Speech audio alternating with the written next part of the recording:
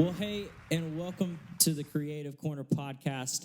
My name is Noah Black. I'm your host, and so pumped that you're jumping in, whether you're a musician, an artist, a graphic designer, whatever, all sorts of creatives, or if you are an aspiring creative, so grateful that you've jumped on today. And before I introduce my guest, we chatted last week. We talked through. I got my co-host finally on, Aaron and Tyler. And we left everybody on edge of whether or not Aaron was going to die. And right. He's here. He's here. He survived the leg surgery. So. Yes, I have. I'm still in pain, but yeah, I have survived. but he's all good, man. So, but just to jump in, man, I'm really pumped about today's guest. I've gotten to meet this guy a few years ago. Incredibly talented musician, graphic designer, just all around. It's incredible, Will Wallace. So, man, thank you so much for joining us on the podcast. Yeah, man. Thanks for having me on. Yeah, dude. So just to dive in, you are engaged in all sorts of spaces of creative arts in all different areas. And so just to dive in, I know you dabble within music, you dabble within graphic design, and actually like dabbling is a bit of an understatement. So just dive in, I want to talk about graphic design. We haven't had many people on yet who have been designers, and so just wanted to kind of talk through, what initially got you into graphic design, and then kind of where it's led you today. Yeah, so probably when I was like really really little, I used to play around a lot in like Photoshop CS2, and would just I used to do a lot of illustration. I used to do a lot of anime characters and fun stuff like that. So I started to get into the digital art space, and that kind of introduced me to how to work through things like Paint Tool SAI and Photoshop and whatnot. And in high school, right around the time I was about to graduate high school, I got into my first band, and I was trying to really bank on that and put all my eggs in that basket. But knowing I needed a backup plan, I kind of wanted to do something else as well, because I was going to school at the time, and my grandmother is actually a graphic artist in New Bern. She's done a lot of stuff for Nicholas Sparks and the local theaters and whatnot there. And so I remember like even being younger and I used to go to my grandparents' house, and she would show me all sorts of cool tricks and things that she would do in Illustrator and Photoshop and InDesign. And I used to think it was really cool, and it was a way that she and I would bond. Yeah. So when I was trying to pick a major, when going into college, I was like, well, I still want to be in a creative space. So I decided, I already know how to navigate some of these applications, so might as well go into graphic design. And that's kind of like what kind of snowballed into it. Yeah, that's really cool. And with that too, I know for me, whenever I began in graphic design, it was like really, really trashy flyers on like free apps on anything free that came on mobile phone. And Tyler and Aaron are laughing at me because we were in a band together, and it was like the worst garbage. And they'll rub it in my face as like blackmail of like, you talk trash, we're going to show off the flyers you made back in 2015. You left it on Facebook. It pops up on our memories. So we're gonna keep showing it off. But it's definitely been something that, I mean, you grow in. And I know for you, like, you got super educated into the craft. Is there a particular like design style? I know for me, like, my design style tends to be a lot of like minimalistic type stuff, very like singular line type based thing. Is there a particular art or graphic design style that you tend to gravitate towards when creating something? Yeah, so I've kind of been all over the place when it comes to my approach, and a lot of that has just been with regarding on just what field of graphic design I'm working in, because I do this now full time. And so it kind of just depends on just what was influencing me at the time, or just kind of the type of clientele I'm working with. But I know that originally when I started, it was very flashy, things all over the place. And I still do that a little bit, but I'm kind of on the same boat. I like a lot of minimalism, because I just love the clean look in it. But sometimes, though, I do like that kind of crazy look. And so I get a lot of influence from a lot of kind of like that 90s philosophy of approaching things, which has really resurfaced in the last like 5 years in graphic design in general. Sure. I mean, you see a lot of the same styles and design tropes kind of resurface themselves. And it's really funny because now when you look at album art from 20, 30 years ago, it almost looks like something that would be made today for a young artist that's getting their stuff done at first. And so I think it's really cool how that stuff kind of echoes, and the same thing kind of goes with music, how styles will resurface and then go away for a while and then resurface every 20, 30 years. Yeah. But so I kind of like, I mean, I like to play with a lot of textures. I like to throw in a lot of grain and kind of crumpled up paper stuff. Oh, yeah. I've been playing around a lot with doing things where I simulate almost like old worn out stickers being slapped on things. And I'm like a sucker for taking words and just doing that whole turn to the side and throw it over, make it sideways, going down one side of something, and kind of leaving more space for actual imagery or lack thereof. And so I've kind of, as I've started through things, I've kind of evolved, because when I was starting out, I wasn't very good, to be honest. I used to kind of do the same approach for every single thing, where I would just have something in the middle, and then I would have like an inner frame, kind of like an offset frame inside of everything to kind of like frame it. And I got into a bad habit where I used to do that for everything, even, freelance stuff. And it got to a point where I needed to kind of stop doing that. Right. But so it really just depends on what I'm doing. But overall, it really is kind of that, I guess, like that sports design kind of thing, like that kind of design philosophy that you see in a lot of sportswear branding and whatnot, and streetwear branding. With a lot of text that's just like stroked instead of having a fill and all sorts of fun stuff like that. Really like fat fonts and stuff. That's kind of like been my bread and butter. Yeah. So like, obviously the past year, since COVID's, it's been rough on everybody, but For you personally, how has COVID affected you and your business with your graphic design stuff? Be honest, it was really hard. I know I have a lot of friends who also do design for a living, and for them, their business just boomed. But for me, it was a little hard because in my current profession, in the field that I work in, I actually work for a print company right now. And kind of like our main thing is that we do a lot of stuff with schools in terms of their branding. And we also do a lot of stuff with NASCAR. And the problem was that because COVID had kind of shut everything down, NASCAR teams weren't asking for anything. Schools were shut down, so they weren't focused on branding or anything. They were more focused on getting resources to their students. And so for us, it was really hard. And I got furloughed a couple of times and was brought back, and then kind of furloughed again, then brought back, then put on part-time, then brought back. So I kept like losing my benefits and gaining them back, et cetera, et cetera. And job security was really scary for a while. But luckily, because as the pandemic has kind of gotten under control for the most part, at least in the United States, it's gotten a lot easier to be able to actually find ready work. And so, I mean, NASCAR has kind of come back in full swing. Schools are opening back up. Schools are needing branding. People are needing signs. Businesses are opening back up. Yeah. So for us now, it's been really, really good. And we haven't been this busy in the last, I've worked for this company for about 2.5 years. Yeah. And this is probably the busiest we've ever been. So it was really hard at first, but now that the pandemic has kind of gotten a little more under control, it's become very rewarding in a sense. It's become more of a blessing than anything, where like I'm struggling to not find things to do.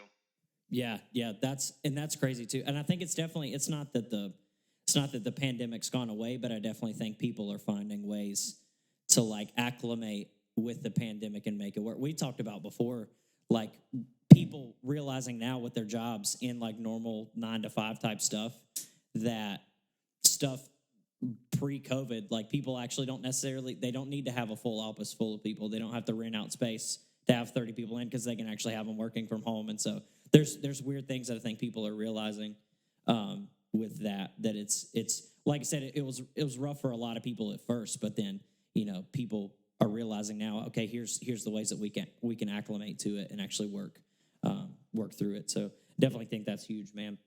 Yeah, and I mean, and going off of that, really, I mean, there was something that I heard from an interview from last year from the ex Sony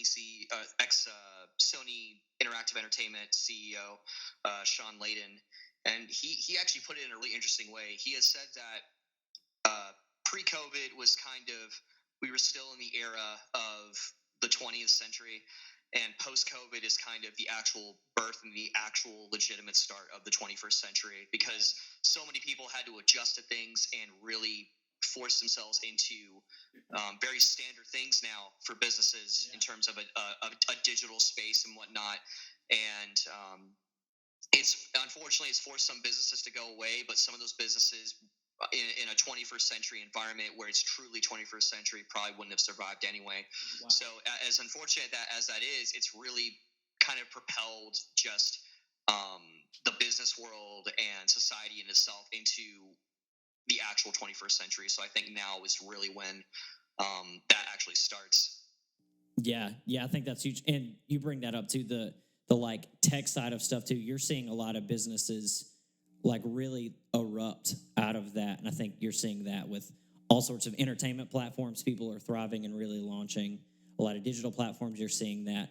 I mean, even in, I know like the past couple of years, I know streaming has been getting super popular. I mean, Aaron streams on Twitch and stuff too. It's that's been becoming super popular. And I think it's even elevated the different industries with entertainment, like the gaming industry and stuff, which I wanted to talk with you about on the gaming side of stuff, because I know you're a very avid gamer. I'm sure that like you're inspired by some of the design work, even in your graphic design, and even in your music. I know we've talked about before too. So I knew having you on, I knew it was going to be big, because there's one person sitting in this room with me that he's I don't know which one of you likes Kingdom Hearts more, and so I wanted to throw you both on the platform and like let you argue over it.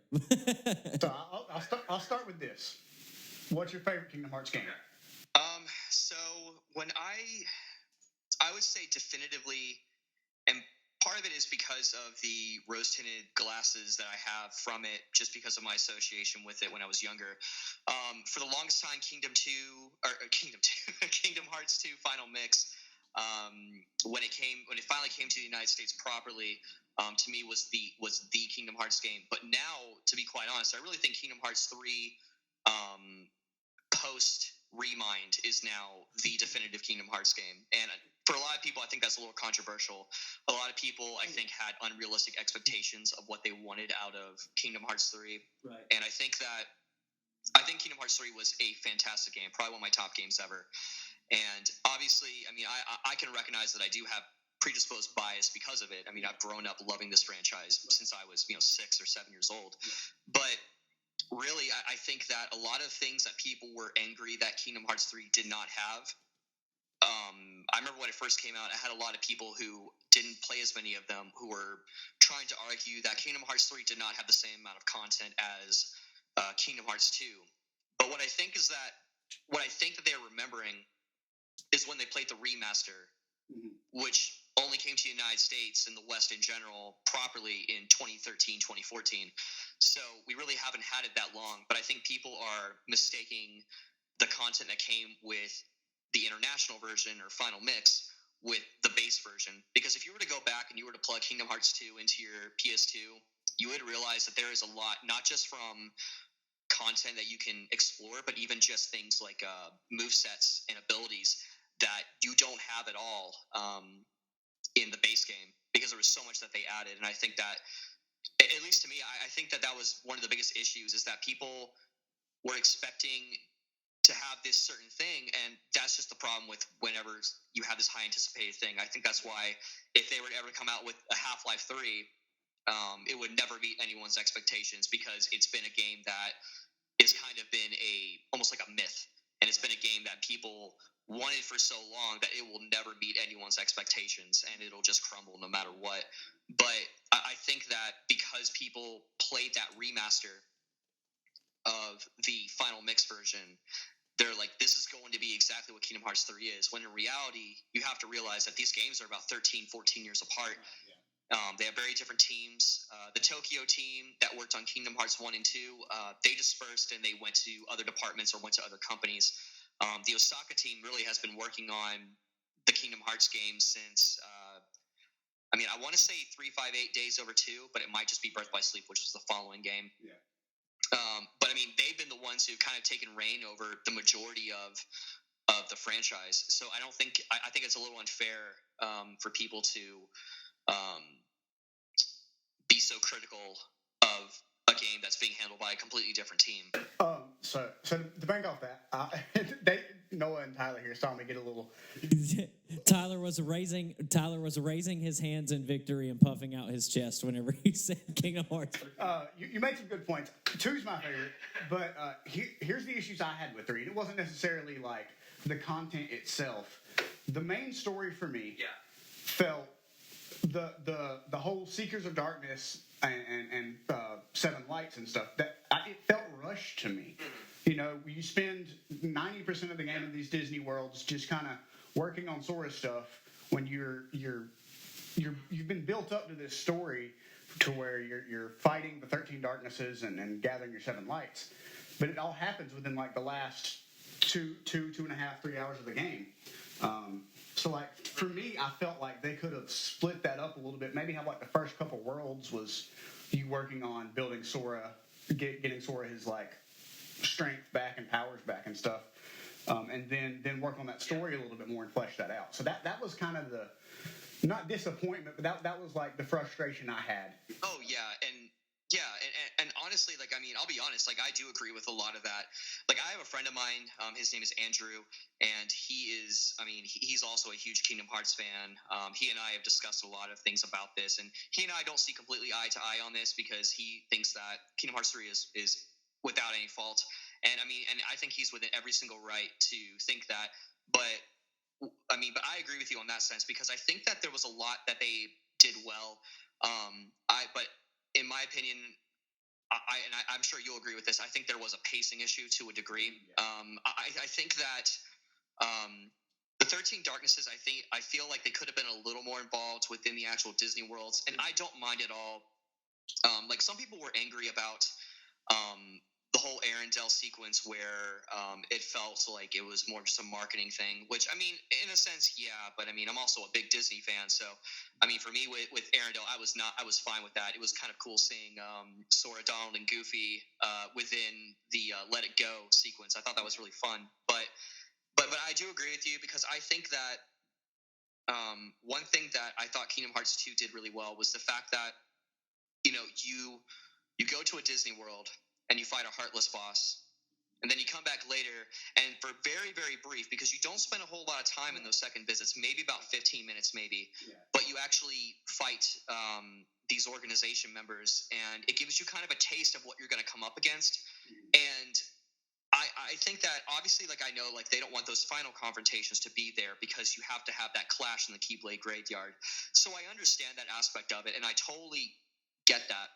But I would have liked if there was some sort of, I mean, even a brief boss encounter with these vessels of darkness that you're coming up against within these worlds. I thought that would have been something really, really nice. But I will say also that I think that Remind did add a lot to it.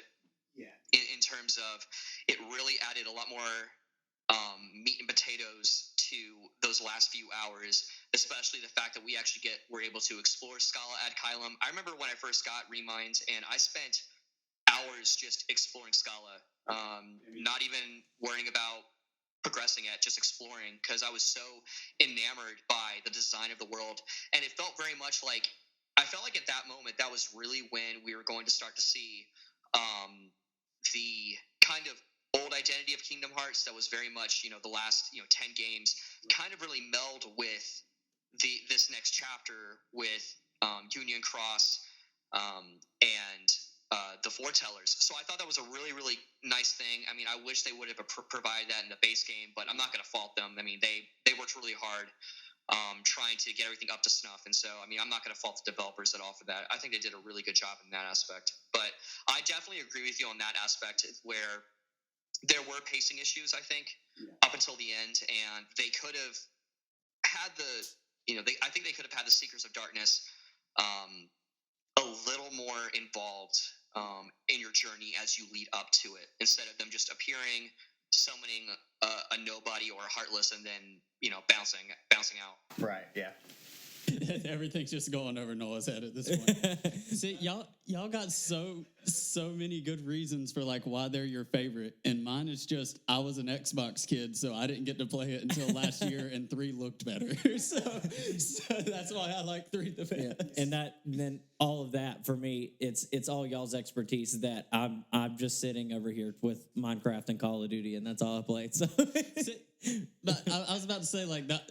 A lot of it too, just for me, was like y'all two having played it like when they came out, like y'all have that nostalgia on top of it. But like when the games came out, they were good. Not saying they're not good now, but like they were good then. Trying to go back and play them now for my first time, yeah, like gaming has gotten so much more advanced with like movement systems and stuff like that. So like the first 2 games, whenever I played them, felt really like rough to mess with because they were built on PS2. Yeah, exactly. And now you're playing them on an Xbox One, where it's like you know you're 2 generations ahead from when they first came out. Yeah, exactly. And then you have the last game being made for this console. So I was like, oh, this feels better. It looks better. I love this game. Yeah, for sure. And like I think the cool thing too is like I definitely understand like feeling a little bit of that clunkiness. I was actually talking with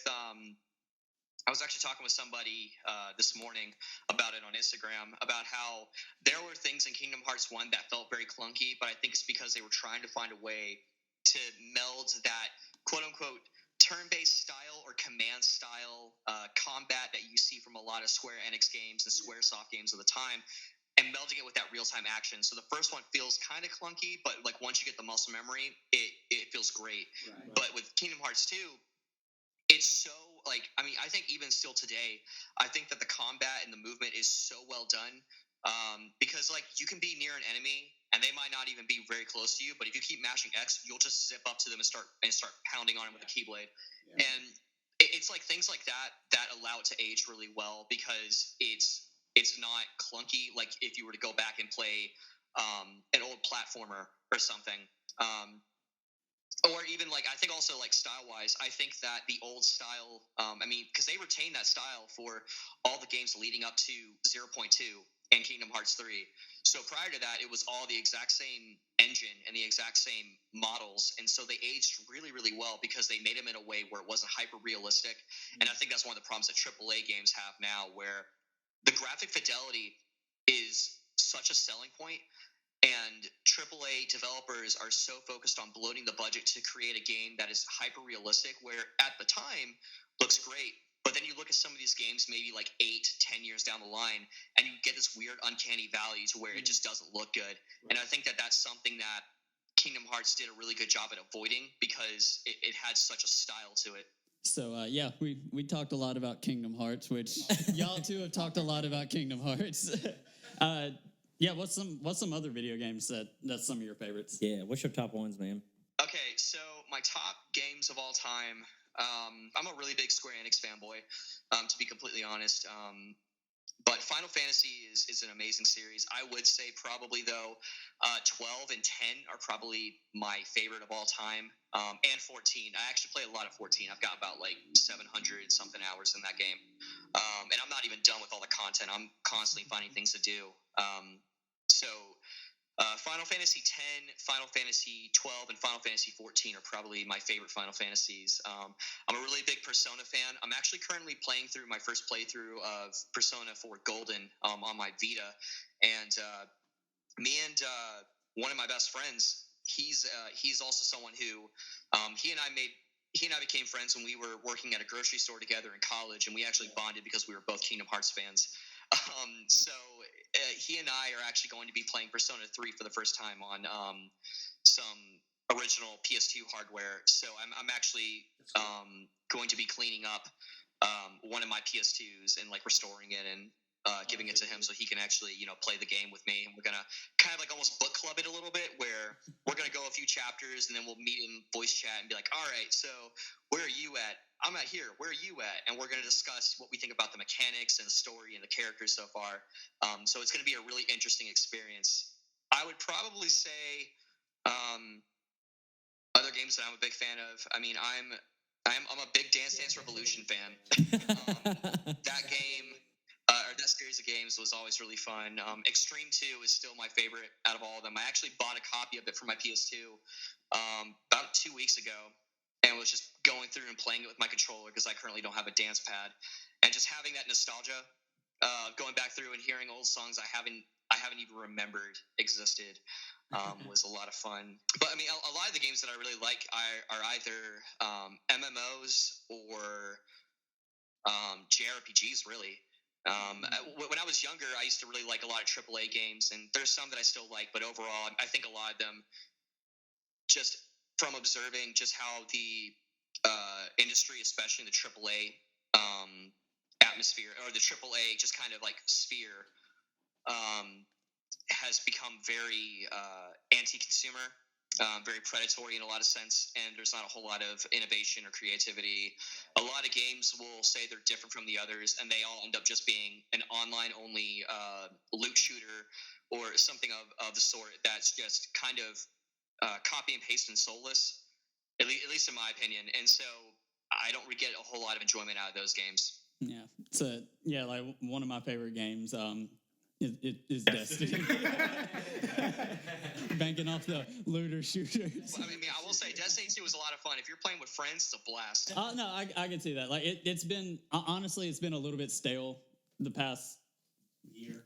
About year, yeah. It's just been this new season thing. Once they introduced that, it started off good, and then it was just kind of rinse and repeat every single season with a new skin over. Yeah, they started the seasons, and like it was cool content. You were getting like some decent story content, but then like the gameplay loop was just exactly the same, and you're paying $10 a season just to play the season.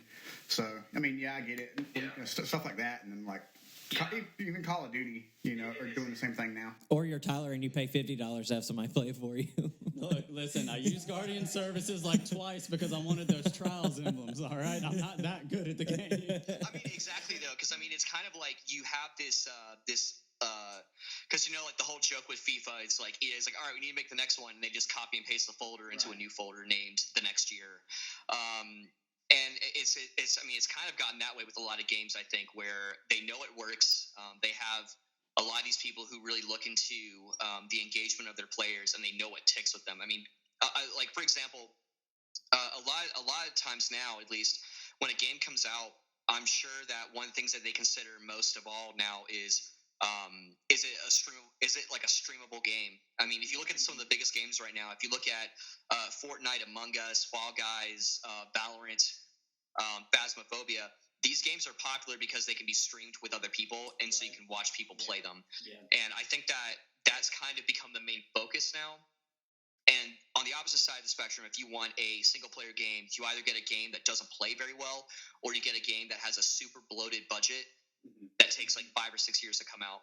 And it's kind of strange because I mean, I don't feel like this used to be the case when we were younger. Of course, shareholders have always been a thing, but I feel like it used to be a game would come out like maybe every 2 or 3 years, and it wouldn't be the most amazing thing ever, but it was built to be fun, whether by yourself or with other people, instead of being this thing of like, how many streamers can we get to jump on it on Twitch, or how many people on YouTube can we have discuss it, I guess. Yeah. And I think that just the whole identity of just the gaming world, I guess, if you want to call it that, has definitely changed. And I think a lot of times it's been good. I mean, I feel like it's been a lot more inclusive for a lot of people, where it's a lot more welcoming of, I mean, because I know, especially when I was younger, I mean, it was definitely much more of like a fits one demographic kind of thing. But I think it's very cool how you have a lot of games that are made by not only a lot of people from different backgrounds and worlds, but also it's made for people from different backgrounds and worlds. So you have a lot of choice now, and it's easier than ever to make games, I think. So I think in that aspect, it's been really, really good. Yeah, I think that's huge. And I think one of the cool things that I've found, like getting to know you more. I remember the first time we had met, or at least from what I remember, your previous band, Intervisions, that you were in, you guys were playing at the Milestone in Charlotte. I was going to see a friend of mine's band, and I remember from what I'd heard, like I don't remember, you could correct me if I'm wrong, but like the songs that you had played, the whatever project you guys were releasing or had released, it was all themed around video games and stuff. Like you'd had like the Halo intro or something was in part of your set too. And so like just to talk about that, like I know like video game is it like gaming isn't just it's a free time thing for you. Like it's definitely inspired a lot of the way that you've done like music and stuff like that too. And so I definitely think that that's a really cool thing to be able to dive in and pick your brain on some of that stuff, because it's something that you're like very passionate about, and I think that a lot of other people are as well.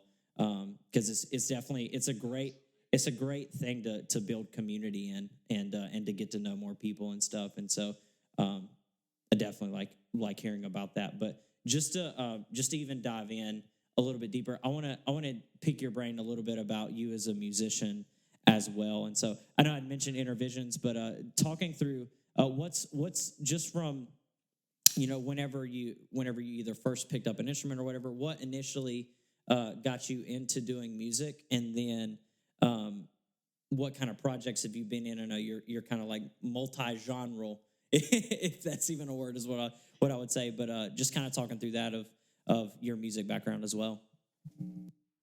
Oh yeah, for sure. So when I was younger, so my dad plays guitar, and he sings and whatnot. And younger, I used to really like hearing him sing and hearing him play. And but I mean, growing up, especially when I was really young, I used to I grew up for a long time, at least through up until middle school, I was a homeschool kid.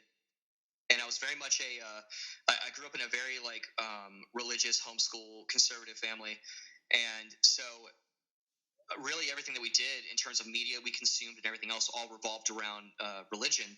Right. And so, of course, when I think it was actually the same year that 2002 was a great year for me, because it was the first time I had ever been exposed to other people, because I tried out. My parents put me in public school for a semester to try it out, and so I met a lot of different people and got exposed to a lot of different backgrounds and cultures and stuff because of that, even in elementary school. But also, that was also where I fell in love with video games, and that's where I got my copy of PS2, because my older brother got a PS2 that Christmas. So he and I used to play Kingdom Hearts together. And so I got exposed to a lot of stuff. But I remember my parents that year, they had got me a little CD player radio, and they had bought me a bunch of stuff, because I used to be part of when I was younger, my family used to be part of Steel Creek Church of Charlotte, which now is a mega church. And back when we were part of kind of like that core group of people, they used to sell these worship CDs they used to record from live worship sessions. So my parents gave me those, but my older brother, who's 7 years older than I am, so he I think he was 14 or 15 at the time, he wanted to get me something different. So he got me a copy of an album that I had never heard this band before. I never even heard of this genre before. I didn't know what I was listening to, but it was a copy of Yellowcard's Ocean Avenue, and it was no exaggeration, it was really a life-changing experience. I owe so much of just getting introduced to that. I owe a lot of that to my parents, because through high school, middle school, they were very supportive. But I also owe a lot of it to my brother, because my older brother exposed me to a lot of things that I would have never discovered otherwise, I think. Your Facebook cover photo right now says that music never existed until Yellowcard released Ocean Avenue. Yeah, exactly. And honestly, if we want to be, really, in my own world, that's kind of what happened. Right. Music really didn't exist to me, because I used to think, music is a thing we use to worship God. And so really for me, music as an art form didn't exist until my brother gave me that album. And it was just this life-changing experience. Because I remember even right when Way Away starts in the beginning, it's all kind of quiet, and you hear those little samples, and then the violin and everything just comes blaring in. Right. I remember when I first heard it, it almost kind of scared me a little bit, because I had never heard anything that was that in your face at the time. Right. And it gave me so much adrenaline, and I got so hooked on that album. And so I listened to that record so much that the CD broke. And I took that CD everywhere I went. I had a little CD Walkman. I listened to it everywhere. I put it on MP3 player at the time, and that was like the only thing I listened to. And kind of getting exposed to the world of pop punk and kind of like alternative rock and whatnot.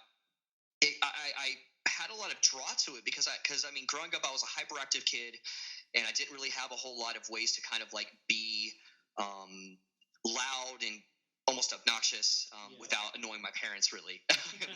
Because I mean, my parents were always stressed, you know, like my parents had 5 kids, so they were always running around with their heads cut off, you know. And so I mean, having that as like a way for self-expression, even though at the time, you know, I mean, I grew up in a sense a very privileged life. I was very fortunate enough to have parents that were still together and still are together, and a very supportive family, and living close with relatives and whatnot. So I was very privileged in that sense. I never had to worry about having, you know, food on the table or clothes on my back. Right.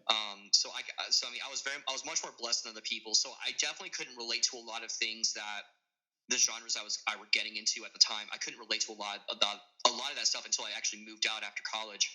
Yeah. But being able to actually feel this almost like I'm expressing myself via proxy through this band felt very releasing. And so when I was in middle school, or like between 5th grade and 6th grade, I remember my older brother, and I know it's a long story and I apologize for that, but like my older brother had actually gotten a copy of Guitar Hero 2. And so I started playing around with it, and I was like, this is so cool. And I was like, man, it would be so much fun to learn these like learn these songs actually on guitar. Right. And my dad had 2 guitars. So I remember the summer between 5th grade and 6th grade, I was like, you know what, I'm going to teach myself. So I taught myself how to read tablatures. I taught myself how to read chord progressions. Yeah. And I was completely self-taught. And so at that point, I just got so fixated on it that I was like, this is what I want to do. I want to like do this as a hobby. Yeah. And so in the 6th grade talent show was the first time I'd ever sang in front of anybody, ever played guitar in front of anybody. And I was so nervous. I played Hey There Delilah on this beat up Takamine that I still have. And I was like shaking in my shoes. And I remember playing, and it was very, very quiet when I finished. But then feeling like this roar of like applause felt, it was the most exhilarating feeling I had ever felt. And that was when I would decide, like, I want to do this for a living. Right. This is what I want to do. And so ever since then, all I did was I picked up other instruments. I would try to write songs. I would try to do all sorts of things. I played at every single local event in my small town, whether it be like a background music or actual like intermission performances or whatever. I took any chance I could to actually play stuff. And that kind of like propelled me into music, really. And because of that, I tried to form bands with people all through high school, and it bore no fruit, unfortunately. Just because, I mean, when you're in high school, you know, there's a lot of things you're trying to figure yourself out and trying to figure out your own schedules just for yourself and your day-to-day life. But also for a lot of people, you also have your obligations to your family and to school and whatnot. So right. I would have people who were really, really good that I wanted to form a band with, but they never had time. Yeah. And then all the people that were eager to play with me just weren't good. they just weren't very good at what they did. Like they didn't know how to play with a metronome. They didn't know what chord progressions were. It was very hard to work with them. So I never really got anywhere with that. And I was in a 5-year relationship from high school through college. And she actually went to Fort Mill High. And so she was on the marching band for them. And she told me, hey, I've got some friends that I'm in a marching band with. And, you know, they're in a metal band. So I went to go see them play. And this band was called Half-Life Hybrid. And they were playing at a Battle of the Bands at Tremont. Uh-huh. And they were so close, but they got beat by another band that was playing a Rage Against the Machine cover. So they were pretty upset about that. But I formed a friendship with them, and I remember their vocalist was right after high school. Their vocalist was deciding to lead the band to pursue school at USC. And so I remember I got a random message from their guitarist who I'd only had talked to a couple of times, and this was Brady. And he goes, hey, are you free? He's like, I want to call you. I'm like, okay, sure. Here's my number. And he calls me and he goes, hey, so Sam left. And I'm like, all right. What does it have to do with me? He's like, well, it's like, well, so and so, my partner at the time, he was like, well, she told me that you scream. Like, do you want to like audition? And I'm like, yes, like please, I want to do this. And so I went over there and I auditioned with them, and eventually, being someone who was taking up marketing and graphic design in school, I was like, well, why don't we do a rebrand? And they were all actually planning on doing something like that anyway. Right. And then that's when we rebranded ourselves and became Intervisions. Yeah, that's so cool. And that's how I know, like, I'd been able to connect with you. A mutual friend of ours, Wes Moore, I feel like we've mentioned 7,000 times on the podcast, been able to go to see you guys. And I was like, dang, like that was the first time I think honestly, the first time I think that I'd seen a metal band live in our area that used as much like technicality. And I know you guys were using like some super technical loops, and like it was as if it was a little more elevated than just plug in to an amp and just start playing. And so I remember I was super impressed. And then I don't remember exactly how you and I had gotten connected after that, but I remember like enjoy like all the like little Facebook conversations we get to have, and then being able to run into each other at shows and stuff. It's definitely always been really cool. I've appreciated that friendship we've been able to build. But even outside of that, like you haven't just done metal stuff too. I know you were working with, I don't even know what you may be able to provide some sort of genre or identity to it a little bit closer, but you did work with There Is Art in Everything, and did a lot there too, which is very, very, very different style. And so for you as a songwriter, like all the versatile and variety of styles that you do, and that it's influenced by, I'm sure, all the variety of music that you like. What would you say goes into a songwriting process for you, whether it's in whatever style, if it's different based on the style of music you're playing, or just whatever? What goes into your songwriting style? So my songwriting style is kind of like strange.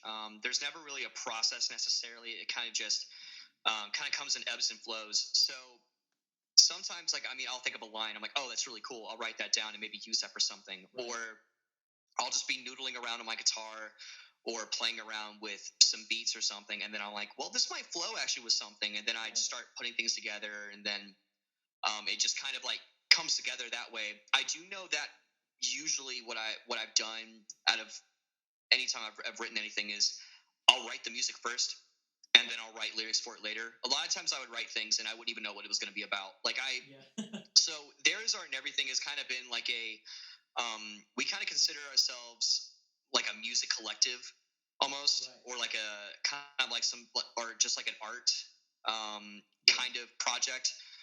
Because I mean, so that project started because Matt and I had actually met through Vices and Vessels. He was the one of the singers for them at the time, and their screamer just was kind of like MIA, and so they had me fill in for a couple of months, and that's where I met him. And he and I kind of established a friendship through that, because we, even though we were very, very different on certain social issues and just views on just how things are run and whatnot, we both had a lot of deep respect for each other. And when he decided that he was actually going to move and leave Charlotte, he wanted to do one last project with a bunch of the friends he made in Charlotte through music. And so it was me, him, some of our friends that left Vices and Vessels, some of our friends who were in Never I and other bands, and we all just kind of got together. We locked ourselves in a studio for about 2 days, and would just throw in whatever we thought of. So we had a lot of duds, but we also had a lot of fun making it. And after that, we actually got pretty positive reception from it from our friend groups. And so after that, we decided to call it Volume 1, because we thought, okay, this is gonna be something we're gonna do again. And so I know when Intervisions broke up, Matt had reached out to me, and he's like, well, do you want to be a full-time member for There's Art in Everything? And I said, absolutely. Because I can't imagine myself not being in any sort of music project. Right. Even though There's Art in Everything, he and I both work full-time jobs, and we both have, our day-to-day, responsibilities as adults. we still get things done together, and I think that's one of the things that keeps us together. Plus the fact that he and I have so much mutual respect for each other, and like anything that he throws at me, I think is awesome. Anything I throw at him, he thinks is awesome. Right. But it originally started out as like this thing where it was style-wise, it was we took a lot of inspiration from hotel books and September stories and Law Dispute, and it was very much like, let's write just something in the background, just as like a backdrop for whatever we feel like talking about. So, like for example, "Growing Up I Learned" was a song that I wrote. It was actually a chord progression that I had for about 3 years. I didn't know what I was going to use with it, and I ended up writing that song about my mother and just the amount of sacrifice and love that she had poured into me and my siblings in building our home. And for us, it's kind of just whatever we feel like writing. And now it's gotten a little more sophisticated. Like our last release that we did about 2 years ago, it was just me and him. We did it with a split with some other friends, and we kind of like we were both in really bad spots at the time. The previous year I had just lost my job.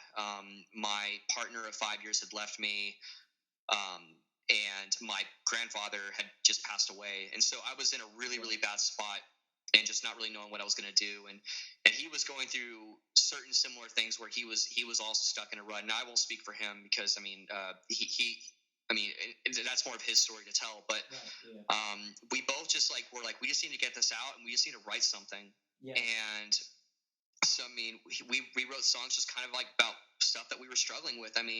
February is a song about depression and self-loathing.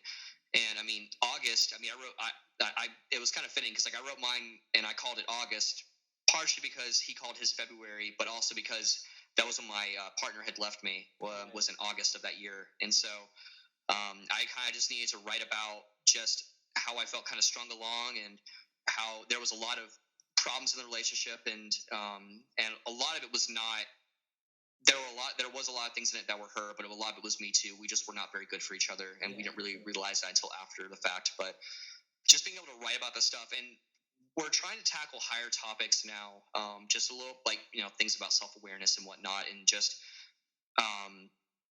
but it's kind of changed a little bit in terms of just what we are, because we used to be basically like a diet hotel books, and now we've kind of like formed our own thing. And I'm writing, kind of like hip hop beats, and I'm doing all sorts of, more rap influenced stuff on the current stuff that we're writing, while mixing it in with our, kind of like our indie and emo roots.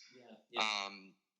And so really whatever we write is really just going to be whatever we're feeling like that type of day. Yeah, banging off the songwriting process, who's some of your favorite songwriters that have inspired you?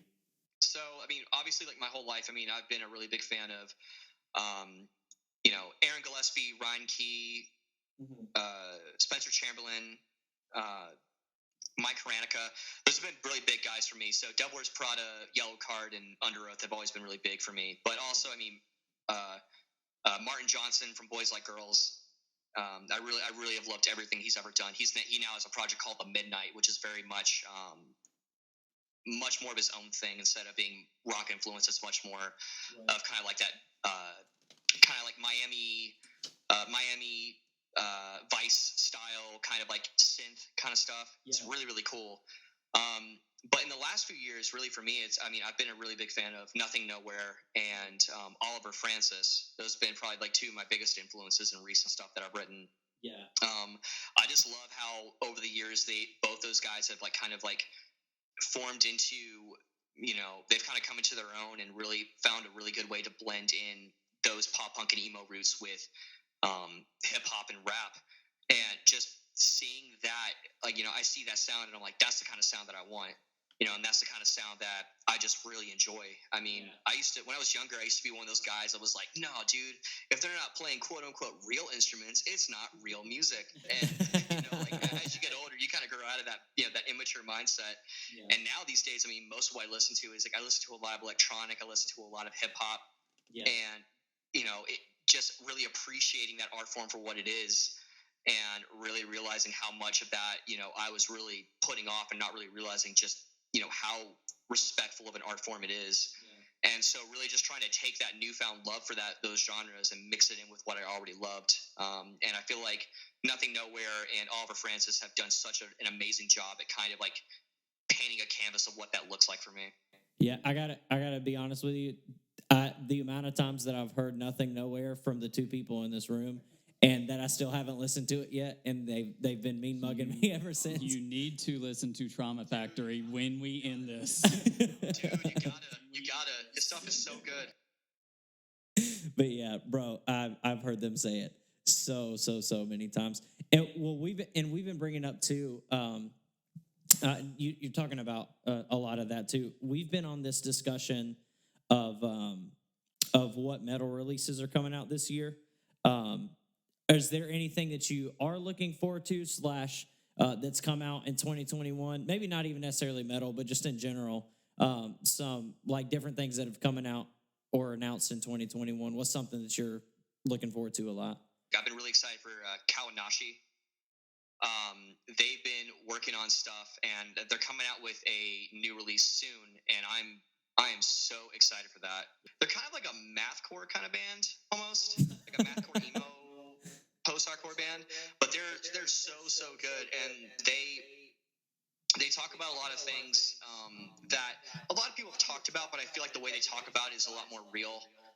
Whether it be, feeling like you're working a dead-end job and not feeling like you can progress because you have all these other people your age who have degrees and you feel like they're just walking all over you and not giving you a chance in anything, or Right. even like, other, bigger issues where they feel like, they look into an AP magazine or any of these other sources of media that are within, that world of music, and they feel like no one looks like them or Right. has the same kind of struggles that they do, and feeling like they don't have that representation or that or like that comfort in finding other people like them.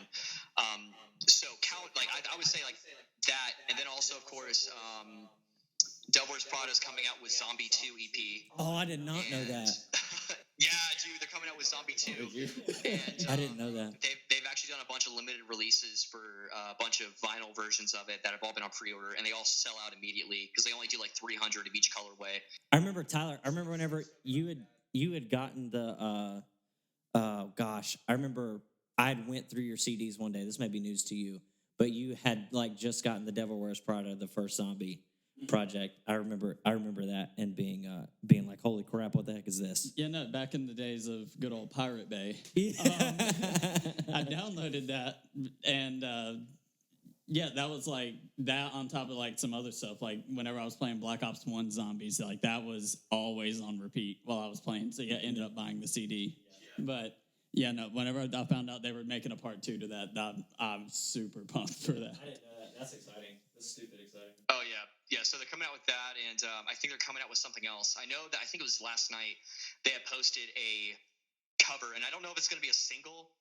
So I don't know if the artwork that they posted the other day is going to be for a single that they're releasing, or if it's for a new album that they're releasing as well. But they've got a lot of stuff in the works, and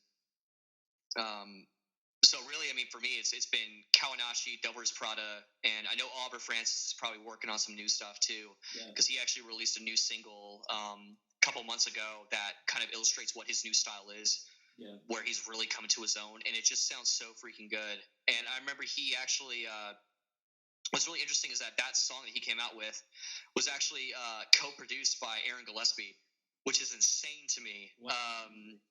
Like just having like just seeing all that come full circle. I think he also played drums on it or something, like all this like crazy stuff, but those are probably like the biggest things in terms of music that I'm really anticipating, just seeing what they come out with, because I'm constantly like exploring new things, and I'm constantly listening to new things. But these days it's been kind of weird because a lot of the music I listen to now has been video game soundtracks, and I think partially it's because like it's less distracting when I'm working, maybe because I'm not paying attention to the words. But yeah, when it comes to artists, it's really those guys. I'm really excited to see what all the things they're going to come out with this year. It seems like a lot of bands have had a lot to say in the last year, whether it be because of things at home, or the bigger things in the world with the pandemic, or things that are adjacent to the pandemic. It seems that a lot of people have a lot of things to say, and so I feel like this coming year, with all these scheduled, contractual releases that these artists have, it's going to be huge. I think it's going to be a really, really good year for music. I loved how you and I were able to think bond a while back. So the Spotify Wrapped, I want to say it was from 2019. I think I messaged you about this. I don't know if you remember it, but you posted on your Instagram like your top 5 most listened to artists, and 4 out of the 5 artists were the exact same as mine. And I remember, I think it was that year. It was that's right. Yeah, that's right. It was like it was the band Camino. Yep. And Black Bear was one. Other guys. Yeah, Black Bear. Yeah, it was literally. I looked at it and I was like, "Are you freaking kidding me?" I don't remember what the one was that wasn't the same, but it was literally the exact same thing. So I was like, "Yes, this is a friendship worth having." Have you listened to the 2 new band Camino songs yet? Yeah. So I don't mind them. Like, I think they're really cool. I think it's just a little strange because I feel like I really feel like their last EP was a masterpiece, and I loved. Oh my gosh, yeah. It had a lot of that rockabilly kind of style. It kind of melted that pop influence with rock, and it was really, really cool. So to hear them go a little bit more of the pop electronic route is really good, but it was also, I got a little bit of whiplash from it. I was like, I wasn't expecting that to come out of their new singles, especially when you hear, I can't remember which track it was, but during the chorus you hear like that, like almost Skrillex style, like dubstep, like wobbles. Oh, the Roses, like, yeah. Where is this coming from? Yeah, exactly. Yeah, and that's what I liked it a lot. I've loved all their singing, and they had the one with Chelsea Cutler that was really low key, which was cool. But I'm a big fan of the most recent one, the One Last Cigarette. I thought that one was freaking sick. The drums on it are nuts. So good, yeah. I'm a huge fan of that, man. But yeah, we could sit here and talk about this stuff all day, and we should definitely have you back on, man. But yeah, just to wrap up, man, we'd love for people to stay connected with you, whether it's whatever, if people are wanting to reach out to you. Whether it be for graphic design, but even more so that, just to stay connected with you. So if there's somebody listening in that wants to get to know you a little bit better, stay connected with you, how can they get connected with your socials, whatever you have going on? Yeah, sure. So, I mean, you can connect with me through Instagram at It's William Wallace. It's a very straightforward username. My Twitter is also the same. It's at It's Will Wallace on there, just because of character limitations. But you can connect with me through there. If people want to connect with me through games, I mean, everyone can hit me up. I kind of use the same username for everything. For the most part, I mean, if anyone wants to play Overwatch or anything like that, they can hit me up on Battle.net with Zip. That's ZIPP, with my Battle.net number being 1786. And then of course, like on Steam, I'm Hi, my name is Zip. And same thing with a few other places as well. But those are probably my biggest ones, really. If anyone wants to get in touch with me, it's really Instagram and Twitter. Yeah, that's so cool, man. And hey, just once again, want to say thank you for taking the time to hang out with us, man. I really appreciate you, man. And just great. I mean, anytime we get to talk to each other, I enjoy it. And so definitely appreciate you coming on. But, oh, yeah, dude. I mean, yeah, I really appreciate you guys having me come on. I mean, anytime I get to talk with you, man, it's always a blast. I know that because of the circumstances of the world in the last, 12, 14 months, we haven't really been able to hang out as much as we would like. But I really do appreciate you having me on and just shooting the stuff with me and talking with me. For sure, man. And hey, you guys, be sure definitely go and connect with Will and just kind of keep updated with what he has going on. And if you want to stay updated with anything with the Creative Corner, be sure to go on Instagram to Creative Corner Podcast. Be sure to follow us there. Keep up with everything we have going on, and then you can find all of our personal social medias there, as well as be sure, if you're watching through YouTube, be sure to subscribe. If you're listening through Apple Podcasts or Spotify, be sure to subscribe there as well. Leave a review, whatever. Message us anytime. You can DM us on Instagram if you have anybody in particular you want on. If you want to be a guest, be sure message us there as well. But just be sure go and keep up with content, and you can go and check out any previous podcasts there. But we thank you guys so much for tuning in, and we will see you next week.